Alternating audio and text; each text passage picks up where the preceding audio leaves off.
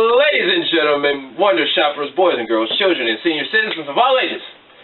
Drink it in. Drink it in. Welcome to another episode of Paper Review of WWE's Roadblock. Into the line. Into the line. As you already know, he's Rodimus Prime. And Dummy. this is War Machine MJ. And we're a bunch of dummies. Yeah. No. And this is Mainstream. He's not going to be with us very long. He's going to die. Yeah, he's going to go Kevin Owens because he ate a bunch of damn food, just like the rest of us. But he ate more than we drinks. Yeah. Anything else you want to say? That's what I want to say. I thought since you were about to become Kevin Owens, I thought you were going to yell out, "I love you, Chris." No. It went from, "I love you, Chris," to, "I hate you, Chris."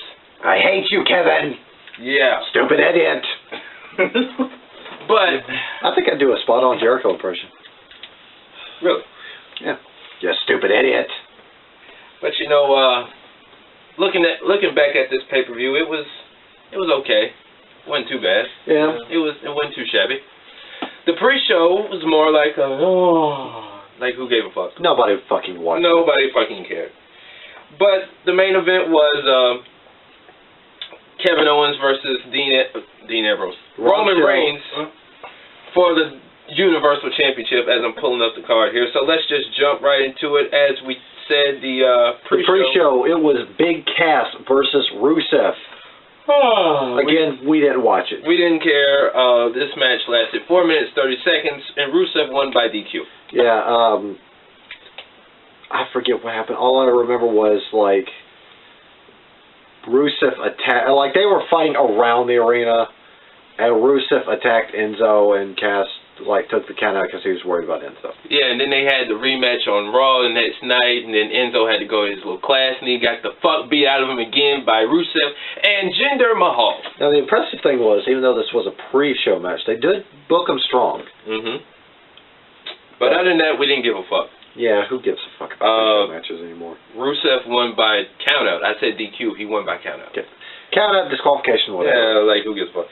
Anyway, let's get to a match we actually did give a fuck about. It was for the WWE Raw Tag Team Championships. Yeah. It was the team of Cesaro and Sheamus challenging the New Day. Sucks. They suck? Nah, they're boring. Yeah. But anyway, again, this was for the tag team titles. A pretty good match. New Day coming in as the official longest reigning tag team champions. We all know they broke Demolition's records. Cesaro and Sheamus, they got this little chemistry going and all that stuff. But this was a good match. It was really, really good. We didn't think it was going to be this good. There were a lot of interesting spots. I'm trying to remember some of them. When the match started, Cesaro drop-kicked... oh, yeah, Cesaro just like... Kofi. Yeah, he drop-kicked Kofi, but he floored it at the beginning of the match. Yeah, he just floored Kofi to the other side of the ring and... Oh, slide back some. Huh? Slide back some. Oh, my bad. But yeah, he just came right out of the gate, and they were wanting those belts pretty bad. Oh, yeah, like they even had Xavier get involved at least one point where he kicked Sheamus while the ref was turned away. Yeah. But that still wasn't enough. But then Cesaro, that Swiss son of a bitch, pulled off one of the greatest moves in the match. Sheamus was going for the hot tag. Cesaro didn't take the tag, went in and took I think it was a Trouble in Paradise. Yeah, he took a Trouble in Paradise. Kofi went for the pin. Cesaro wasn't legal. Sheamus got the bro kick as soon as Kofi recovered. 1, 2, 3. And we finally got new WWE Tag Team Champions! I kind of slipped, but yeah. Yeah. We got new tag team champions finally. Cesaro and Sheamus are the new champs. They got the new belts. I like the old ones better because, Raw and SmackDown trying to be too diverse with their belts and their colors and shit. Yeah. They're playing too much into the color stuff. Yeah, but... if you want to know what it looks like, think the SmackDown belts just with a red strap. Yeah. So, go figure. Anyway, this match lasted 10 minutes, 10 seconds. This easily gets to 3.5 to start off the show. 10 minutes, 10 seconds. 10. He's not even paying attention. Yeah. No, I'm looking. 10 minutes, 10 seconds. Oh, yeah. But anyway, moving on. Confirmed Ty Dillinger's moving up. Yeah. But anyway, moving on. It was Braun Strowman taking on Sami Zayn. Now, the objective of this match is... Sami Zayn was supposed to survive for 10 minutes. Yes, he begged for this match. He pleaded for this match. Mick Foley he didn't say you had to win. He just said you had to survive. Yeah, you just have to survive 10 minutes. Strowman said he's not even going to make it past 2. Yeah. I said at least 5. You said he would survive. Me and Malcolm said no. Yeah, I did. I take that back. I said he would survive. He survived. Mick Foley came out there at one point. Braun Strowman was just like, throw in the towel. Mick Foley came out with a literal towel in hand. The white towel, the infamous white towel. And Braun was just like, throw it in, throw it in. This is your fault. In fact, Zayn grabbed the towel and threw it into the crowd. Yeah, he was like, don't do this to me, don't do it like this. And Sami Zayn came back with the comeback. He lasted 10 minutes with Braun. And Braun was pissed. He was definitely pissed, especially on Raw. Hell yeah. After what he did to Sin Cara. Yeah. Sin Cara, Titus O'Neil. And Roman and fucking Seth Rollins. Yeah. He fucking murdered Sin Cara. He did. He murdered it, and I loved it. Me too. I loved it. I enjoyed it for some reason. You loved it? Yep, me too. We all loved it. Because he literally just threw a Christmas tree, threw some presents off the stage, and he said, listen, give me what I want or else. And that's what he did. I guess now Sin Cara translates to murder victim. Yeah. He was definitely murdered. He was. But other than that, this match, what we give it, a 2.5? I think we gave it a 3. 3? Yeah, we'll give it a 3 because it sort of told a story. It did. But you know, Sami Zayn, he lasted the 10 minutes and he got the win, I guess. Yeah, he survived 10 minutes. 10 minutes. Ty Dillinger confirmed. Yeah. Moving on, the next match is Chris Jericho in his list. Drink it in, man. Taking on Seth fucking Rollins. MJ. This was an instant classic of a match. It was. Jericho really showing his veteran, prowess. Seth being fucking Rollins. This match was just pure majesty at its finest. I mean, it started slow, but then midway through it picked up, especially Jericho with those beautiful transitions. Yes, and besides doing that dumbass flip that he does when he's trying to apply the walls, it was, it wasn't a bad match. A clash of styles between the two. Wrong show though. Huh? Wrong show though. Wrong show. You said clash of styles. Yeah, no pun intended. No pun intended. But other than that. Seth Rollins got the win with the pedigree. With the assist from Kevin Owens, who's merely trying to help repair his Jericho friendship. Yeah, this was just going on throughout the show, and he later went to Chris's locker room and said, is this it? I guess that's it. Give that man a fucking Emmy, because that was great. All those emotions at one time. Yeah, I would definitely nominate him for Best Actor. Yeah. But anyway, this match lasted 17 minutes, 5 seconds. We're going to give this match 3.5. I mean, he's a great promo guy. He even had a promo with where he talked to a door. This time it wasn't just Roman Reigns. Nice. Oh. Nice. And it had Chris Jericho's name on the door. Yeah. Oh, so people didn't boo the door. The door was over. It's more over than Roman Reigns. It was more over than Kevin Owens. Hell, we're more over than Roman Reigns. Yeah. Yeah. We are. Definitely. Even though we have 12 people subscribe to us. Yeah. And 3 of them are you. 3 of them are me? Yes. Because you've forgotten your password to YouTube so many times. What? Because you have forgotten your password, so you had to make a new channel and subscribe to us. Yeah. And forgot your password again. Well, this time I wrote it down. Okay. See, I keep all my passwords written down. That way I won't forget. Smart man. Yeah. But there's still 3 of you on our subscription. It happens. Stuff happens. It's pretty funny. Anyway, moving on. It was a triple threat match for the WWE Cruiserweight Championship. It was the man Rich Swann. The man, Rich Swann. I was trying to... The outlandish. The outlandish Rich. Thank you. I couldn't quite get it out. I'll finish it out. Yeah. The man with the plan, Brian Kendrick. And, of course, Mega T.J. Perkins. Thank you for finishing. But anyway... Gay. You know what I meant. You didn't add no homo, though. No homo. All right. Anyway, this was a good match. It was really great. With a surprise at the end we'll get to a little bit later. It kind of suffered the dead spot treatment, except for this time, halfway through the match, the crowd wasn't into this match too much. No, and I mean, Rich Swann got a pretty decent pop. TJP. Brian Kendrick sort of got a pop. TJP got boos. No, I say TJP was like, up and down. But then at the end, Rich Swann. Rich Swann, he won. He got the spinning heel kick on TJP. Yeah. 1, 2, 3. And then at the end, a surprise.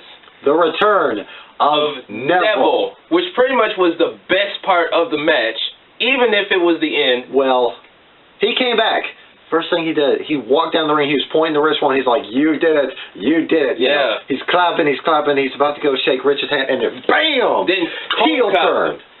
Heel turn, the crowd was lit. The crowd was chanting, thank you, Neville. It was pretty much the best part of the show.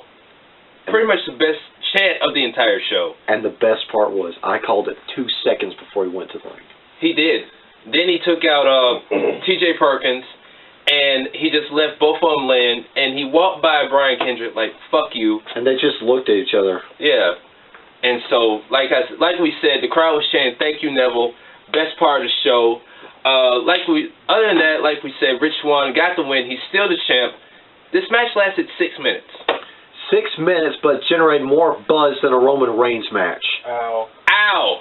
It did. It did. It did. Definitely. But because of the fact that Neville came back, we're going to give this match a 4 just because of the... Wait, I thought we gave it a 4.5. Yeah, we did. All because Neville came back and then he turned heel. 4.5. Sorry. We gave this a 4.5 all because of Neville's return. Thank God they brought Neville back. Because, I mean... I want to say... And the best part is they brought him back into the Cruiserweight division. Yes. Where he belongs. He's the king of the Cruiserweights. Yes. Even though he dresses like a superhero. He's a very good superhero. Yeah, he is. I was going to say superhero. So you can't even... I can't even get my words right. You can't even get your botch together. Oh, God. But no, I think 2017 is going to look up for the Red Arrow. Yeah. Because Red Arrow's pointing down. That means loss. Yeah, but his is going up. Yeah, his stock is going up. Damn, I can't get off the business jokes. Yeah, y'all talk about me. That was unintentional. Like, all the business jokes are unintentional. But anyway, moving on. Let's move on. This is a match that definitely went towards the end of the line. It was the 30-minute Iron Woman match. Even though it's the Iron Man match, it's the Iron Woman match for the WWE Raw Women's Championship. Let's say it again. For the WWE Raw Women's Championship. Thank God, because I tripped up the first time. I didn't include it. Still feels so good to say women's. It does. Yeah, but it was the champ, the boss, Sasha Banks, taking on Charlotte Flair. Other than that, this was a damn good match. This was a great match. A lot of really good storytelling. And best part, no Ric Flair. No Ric Flair, and I was wrong. The fix was in, but it wasn't there. Her dad did not come out. Thank God, too. Like, this was such a beautiful match. Yeah. Sorry. But anyway, Charlotte was basically working on Sasha's knee the whole time. Well, I mean, the first... Well, let's go ahead and dial it back some. Yeah. The first pinfall happened about mid-mark, about 15 minutes. Yeah, I want to say about midway. Charlotte hit natural selection from the top rope. Yeah. And got the pinfall. Yep. Then Sasha locked in the bank statement to pick up her first fall. Mm-hmm. And all the while, after somewhere in between the first and second fall, I think, Charlotte started working on Sasha's knee. Mm-hmm. And the whole time she was just raking in on the knee, just wearing her down. Sasha did, however, during the match, get a busted nose. Well, no, this was in overtime. Yeah. Like, I thought it was before overtime. no, it was in overtime. Okay. But, like, by the end of regulation, it was 2-2. Like Charlotte picked up a clutch point. And then JoJo's botch on the mic. She slipped up on the mic. The poor girl. She wanted to say, Charlotte is up by a point, and Charlotte. No, this was at the end of the match. Is that after overtime? Yeah. Yeah, because Charlotte picked up the overtime win with a figure 8. Mhm. Poor JoJo slipped up. She said Charlotte's up by a point and wanted to say Charlotte won the match at the exact same time. Yeah, she had to correct herself, but we all knew what she was trying to say. She stumbled. But, as stated, the match did go to overtime. This match lasted 34 minutes, 45 seconds. A good-ass 34 minutes and 45 seconds worth. It was definitely worth it. Now, wait, did you give a rating? No, I haven't given the rating yet. Oh, before you give the rating, this match should have headlined it. Should have been the main event. Should have been the closer because it fits the namesake in the line. Right. Because we glossed over a fact that this was it between them. There was no rematch. Thank God. I mean, they ended this rivalry on a seriously high note. And like the three of us said, we're sick and tired of this back and forth nonsense. So Charlotte, she got the belt for the 4th time. She was holding up the 4 fingers. She stayed on Raw to Bayley. She was holding up the 4 fingers, representing her 4th title reign and the 4 Horsewomen. So I'm glad to see her and Bayley going at it. Yeah, about time. But other than that, this match got a 5 out of 5. It gets a 5 out of 5 because it was great storytelling. Definitely. And no fixed ending. No fixed bullshit, none of that. Now let's get to the main event, which was for the WWE Universal Championship. It was the host of the Kevin Owens show. I'm Kevin Owens, darn it. Yeah. That's what he said on Raw. Oh. Yeah. But yeah, Kevin Owens was taking on the WWE United States Champion. The big dog. The big dog. Mr. I'm going to carry my fucking belt like I don't fucking care. Mr. I'm going to disrespect the belt. Yeah, this guy. Roman Reigns. Now, this match, in a word, was sucktacular. It was terrible compared to the match that followed. Yeah, and we watched some of the match, but he had to go to work. I was going to go back and rewatch the match, but I think like by the time we left, they were like Roman Reigns just entered the ring. Yeah. Or KO just entered the ring because KO got a big pop. Yeah. And, of course, Roman Reigns got booed, so it really doesn't matter. But anyway, by the time this guy dropped me off at my house, KO had got disqualified. No, yeah. Okay, yeah, let me go and... Roman Reigns had got disqualified. Go ahead and dial it back. Yeah. It came down to the end, KO hit another pump-up powerbomb. Roman Reigns powered out. Out comes Jericho. Mm-hmm. Jericho comes into the ring, sees both men laying prone.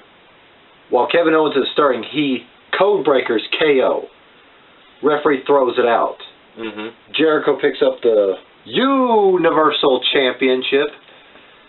He looks at it, and then he hands the universal piece of trash over to KO. That's what it is, a piece of trash. It looks bad. It looks horrible. It's horrible. Anyway, and him and Kevin Owens are back to being besties again, so they jump Roman Reigns. And out comes Seth fucking Rollins to make the save. Yeah, he saves the day, helps his former Shield buddy Roman Reigns. They take out Jericho. When I got back to my spot, they showed KO, Seth Rollins, and Roman Reigns. KO got powerbombed through the table, vintage Shield, and they basically stood tall. So that's pretty much what happened, and they did the whole Shield fist thing, mini Shield reunion.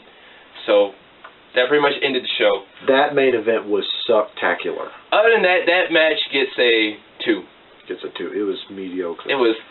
Now, I will say the most interesting spot was KO's 450 leg drop.